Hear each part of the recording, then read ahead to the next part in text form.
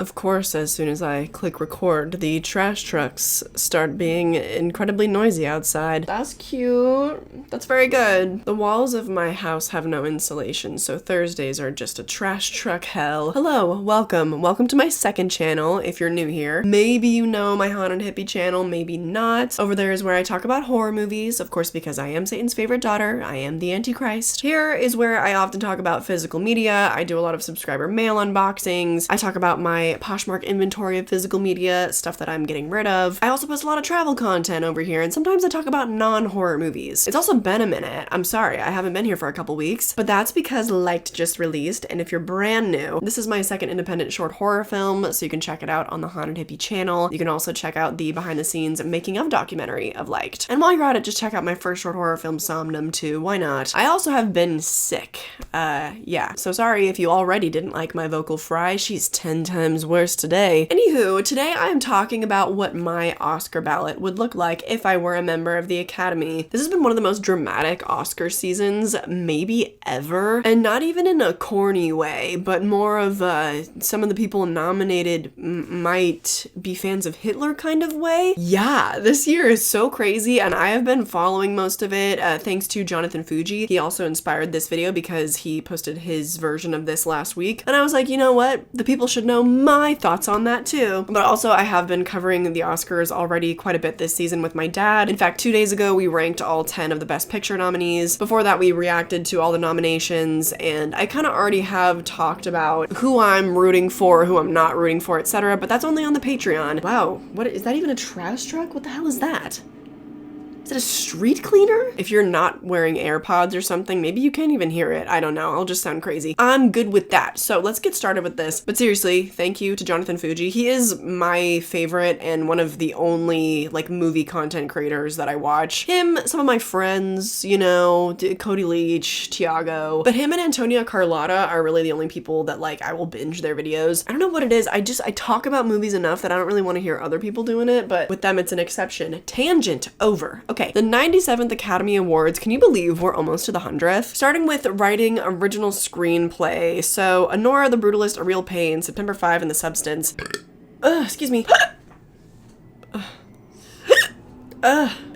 Enough bodily functions. Okay. The only one of these that I haven't seen is September 5. Completely unfamiliar with it. The subject matter just didn't interest me. For this one, it has to go to The Substance. For me, I think that we're going to talk more about A Real Pain, Brutalist, Honora later. Of all of these, The Substance is the most original. And that's just the truth. That just is what it is. So if we're going based on, I don't know, the title of the category, yeah, it's The Substance. Yeah, it's The Substance. Now, as far as adapted screenplay, I have not read any of the original material for these films. I have seen A Complete Unknown, Conclave, Amelia Perez, Nickel Boys. I have not seen Sing Sing, and this is gonna irk me for any time that I need to talk about that movie, because where is it? Why can't I see it? Give it to me. Literally, give it to me. Why is it not in my theater? Why is it not in a theater within like 50 miles of me? What is going on? Give it to me. Don't piss me off. You already are. Does that not piss everybody else off? I also can't speak to any of these as adapted screenplays because I just saw the movies. I think for me, the strongest writing out of any of these, and it's not even close, would be Conclave, because for such a simple concept with not many locations, it's just good actors delivering good writing. And that's what I'm looking for, you know, when I'm wanting to hand an Oscar out for writing. My second choice would be Nickel Boys. Even though I enjoyed A Complete Unknown more than Nickel Boys, the writing, like plot for A Complete Unknown, like it wasn't there. Maybe I would have voted for Sing Sing if I could have seen it. I feel like Sing Sing, you know what, I just get the vibe that like Sing Sing was phenomenal, but because so many Academy voters don't do their due diligence, like it's probably not gonna get what it deserves. Guess who has since seen Sing Sing since recording this video? I would vote for Sing Sing actually, not Conclave, because after watching that, it's not even close with the rest of them. And I will be popping in several more times throughout this video, because watching Sing Sing kind of changes everything. If you've seen it, then you know. If you know, you know. So I'll see you again in a couple minutes. Bye. Anyway, let's cool off. Let's move on. Best visual effects. We have Alien Romulus. We have Better Man. We have Dune Part 2, Kingdom of the Planet of the Apes, and Wicked. I have not seen Kingdom of the Planet of the Apes or Better Man, but they both have very similar looking apes. And I have seen the first two Planet of the Apes movies in this revival of that universe, and the effects are incredible. They're very, very good. I thought Wicked for the most part looked like shit, so that's a confusing nomination to me. I feel like Dune Part 2 is gonna get it. That just makes sense just given like the scale of the movie, but I'm not a Dune girly. You would have found that out if you caught the most recent Patreon video. So my choice would be Alien Romulus. I'd be voting for Alien Romulus. I just thought that all the effects of space and everything were so fantastic, but you know why Alien Romulus is not gonna win? Because of that fucking uncanny android moment that it had where they resurrected that dead actor. Yeah, that was weird, and that was a terrible visual effect. Everything else was great though, and also because they're not nominated for makeup, I don't think they deserve it for that third act. Are you kidding me? So yeah, I would still vote for it. I'd still vote for Alien. For sound, we have A Complete Unknown, Dune Part 2, Amelia Perez, Wicked, and The Wild Robot. For me, it's a complete unknown. I know that I feel like Dune probably deserves it, but for me, it's a complete unknown because when I was in that Dolby cinema, my breath was just taken away. I felt like I was at those concerts. The music just sounded so phenomenal. I did think technically A Complete Unknown was great. Now, I'm not going to talk about the short films because I haven't seen them. I'm sorry. I also haven't seen the documentaries. Production design, The Brutalist, Conclave, Dune Part 2, Nosferatu, and Wicked. Now, The Brutalist I feel like is gonna win because just the scale of it, like, did they actually build that building? I didn't even do any like half-assed internet skimming research on that, but it was gorgeous, like brutalist building that was seemingly constructed for the film because we like saw the different stages of it. If not, then that's movie magic, baby. Thought it was gorgeous. I don't know, for me it's Nosferatu. I just think that like Robert Eggers has such an eye for his PD team to so realistically capture an era. Like he's just fantastic. He knocks it out of the park every time. So for me it's Nosferatu. Wicked, to be clear, the sets and the costumes of Wicked are phenomenal. I've said this so many times before, but if you're new, I have such a bone to pick with all of the lighting and the coloring of Wicked. I think that movie is hideous, but not because of the production design. So yeah, Nosferatu for me. Music original song, I'm also not going to get into that. I'm just not going to get into it because I don't know. So music original score, we have The Brutalist, Conclave, Amelia Perez, Wicked, and The Wild Robot. I don't know why Amelia Perez and Wicked are nominated here because they're musicals. Like the soundtrack, you already have so much music. Like why do you, it's not about the score with musicals. I don't get that. The Wild Robot stands out the most. It's the only one that I remember sitting in the theater like upon my first viewing and just being like, God, this score is just like ripping my soul out of my body in like a good way. In a good way. For me, it's The Wild Robot, and it's not even close. Next up, makeup and hairstyling, A Different Man, Amelia Perez, Nosferatu, The Substance, and Wicked. This is so easily The Substance, like it's not even funny. And if Wicked... I'm gonna get too mad if I talk about it, but like it's not close. It's not. Nosferatu maybe because Bill Skarsgård had the full body prosthetics going on, but it's not close. You can't look at Monster Elisa Sue and tell me that it's between that and Amelia Perez. Are you? No, I'm not even gonna ask. Are you joking? Because it's not a joke. This is serious. Don't piss me off. International feature film, I'm Still Here, The Girl with the Needle, Amelia Perez, The Seed of the Sacred Fig, and Flow. I have only seen 3 of these. I haven't seen The Girl with the Needle or The Seed of the Sacred Fig because, again, I think that they came to my theater for one day with one showtime, and I was busy. Sue me. Oh, I can rent The Girl with the Needle from home, though. That's awesome. Oh, same thing with Seed of the Sacred Fig. Okay, that wasn't always true. That wasn't always true. Oh, that one's almost 3 hours. Woo. Woo. I don't think it'll be close though because I'm Still Here was...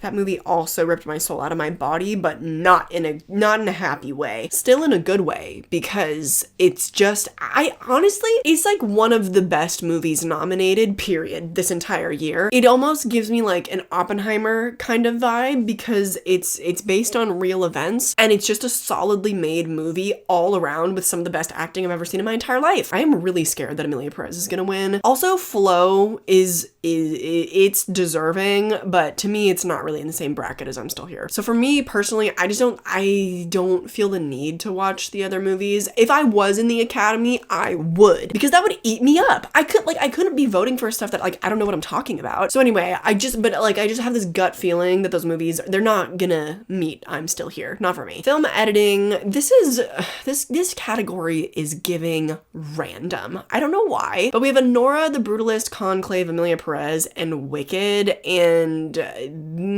almost none of these are movies that I'd be like, yeah, that editing blew me away. I'd probably give it to The Brutalist because it's insane how an almost 4-hour long movie and a 4-hour long experience because of the intermission, how it manages to be so engaging that I didn't feel the runtime. And the editing was very whimsical, you know, it is an epic and it feels that way. I think could largely be attributed to the editing. Anora also, the editing is what gives it, at times, it's very fairy tale like, you know, sort of whimsical vibe, and then other times it's very comedic or very measured and like deliberate pace. So Anora and The Brutalist I get. Conclave is a very good movie, so like, yeah. Emilia Perez and Wicked, I don't know, they're just, you know, barring the fact that Emilia Perez is just a terrible movie, like I don't really get those other two nominations. Conclave, sure, but the editing wasn't like a standout or anything. Anyways, yeah, for me, The Brutalist. Directing, we have Anora, The Brutalist, A Complete Unknown, Emilia Perez, and The Substance. And for me, once again, this is not even close, it's The Substance. I've said this on my Patreon, so apologies to the, 140 or so of you that already heard me say this. The rest of the directors in this category, I'm sorry, but they don't come close to how daring, interesting, and unique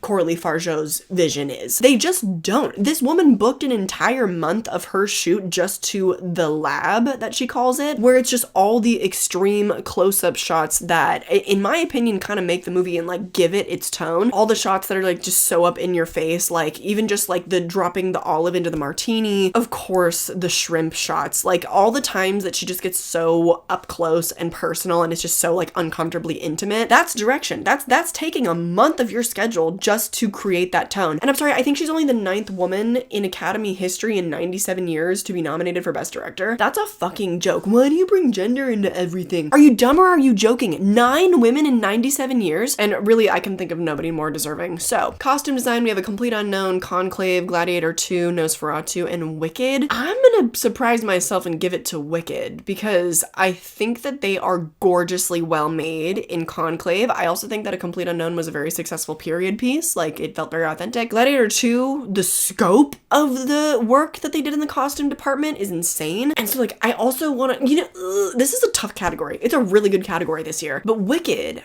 the clothing was gorgeous and so perfectly tailored. A problem that I had with Nosferatu, I did not think that it was, you know what, never mind. Also how unique their clothing looked, like while so obviously fitting these characters that have been around for however long now, however many iterations we've seen of the green and pink, it managed to be so new and unique, but also so fitting to the characters. Like I think the costume department knocked it out of the park for Wicked. Cinematography, we have The Brutalist, Dune Part 2, Emilia Perez, Maria, and Nosferatu. I know that just like in terms of cinematic achievement, it's probably gonna go to Dune Part 2, maybe The Brutalist, but probably Dune Part 2, right? For me, it's Nosferatu. Like, yeah, and it's kind of not even close. To me, I don't care that much about scope. Like, I just don't care. Oppenheimer, I feel like for me was a really rare instance where the scope actually kind of like added to it for me and why it justified it. It won Best Cinematography, right? It's what Christopher Nolan does with the scope. Like, I find the Dune movies very boring, like all around. So, including visually, I thought Nosferatu was the most gorgeous adaptation of Dracula probably ever made, even if I wasn't crazy about the movie as a whole. So, yeah, for me, it's Nosferatu. Animated feature film, I've only seen Flo, the Wild Robot, and Inside Out 2. I have not seen Wallace and Gromit or Memoir of a Snail. I've heard Memoir of a Snail is great, and so like I don't know if that would change my opinion. I kind of have an inkling that it could. For me, it's between Flo and the Wild Robot. I don't know which. If I had to, I think that I would vote for Flo. It would be Flo. It's just the Wild Robot is more accessible. I think Flo is more unique. It's more something I've never seen. I think it is actually like more of a cinematic achievement. Actress in a supporting role, we have Monica Barbero, Ariana Grande, Felicity Jones, Isabella Rossellini, and Zoe Saldana. For me, it's Ariana Grande. And once again, I am surprised. Yes, the girl whose lip filler looks different in almost every single scene, I would vote for her. Ariana Grande is so unbelievably talented. It sucks that she is annoying and is a weirdo culture vulture that apparently takes joy in like stealing other people's partners because she is so talented. She's so talented and she's so funny. Yeah, for me, it's her. My second choice would be Monica Barbero. Felicity Jones is unbelievably talented. I don't know. It's something with like the accent or I don't know. Something was amiss. Something was not right for me there. Isabella Rossellini, I just don't feel like she had enough screen time to really warrant this nomination. I mean, she's great, but she really only gets one moment in that film, and I just am not dignifying Emilia Perez with anything. And I don't think it was like that great of a performance by Zoe Saldana. Anyway, so surprisingly, it's Ariana Grande for me. Actor in a supporting role, Yura Borisov, Kieran Culkin. Have I been calling him Kieran Culkin? Have I? Oh my god, I think I've been calling him Kieran Culkin. I don't know why I thought that was his name. Kieran Culkin, Edward Norton, Guy Pearce, and Jeremy Strong. So I get that there's kind of a stink with Kieran Culkin because he was a co-lead, like he's not a supporting role whatsoever. And so people are saying like, oh, category fraud. So okay, sure. To be fair, also, I have not seen The Apprentice. I don't think I will. I just like don't want to. I'm super torn between Kieran Culkin and Guy Pearce. I guess if I'm going for what is like the true supporting role, I'm gonna vote for Guy Pearce. Yura Borisov, he is also great. Excuse me. I think that's also like a deserved nomination. But I think I'm gonna say Guy Pearce. I think I'm kind of rooting for the underdog here because I'm pretty sure Kieran Culkin is gonna win. Although I don't know, maybe the category fraud thing is gonna not work in his favor. I don't know. Hi, guess who's back again? I told you. So this category is actually so fucked up. The Academy is so wrong for this because what do you mean Clarence Macklin did not get a Best Supporting Actor nomination? What do you mean? What are we doing here? His performance actually blows every single one of these other men out of the water, and it's literally not even close. Sing Sing was robbed of so much. So you know what? Guess who's gonna be back again to talk about it? Me, this girl, at least once more during this video. So I'll see you in a little bit. Now, actor in a leading role, Adrian Brody, Timothy Chalamet, Coleman Domingo, Ralph Fiennes, and Sebastian Stan. I have not seen Sing Sing or The Apprentice, like I said. I've heard Coleman Domingo is just unreal in that movie, and give it to me. Give it to me. Why haven't I seen it yet? Give it to me. Let me have it. Oh, okay. Oh, you can rent it for $10 now online. Okay, that's good to know. I should have watched that before making this video, but it's okay. It's all right. It's all right. I love that I've been so mad. I've been so mad. I'm like, why is it not in my theater? Which, you know what? That's still valid anger. I'm not gonna cut any of that. But look at this arc. Look at this journey I've gone on throughout this video. For me, when I saw Conclave, I was like, it's Ralph Fiennes, obviously. And then I saw Complete Unknown, and I was like, oh my god, it's Timothy Chalamet, obviously. And then I saw The Brutalist.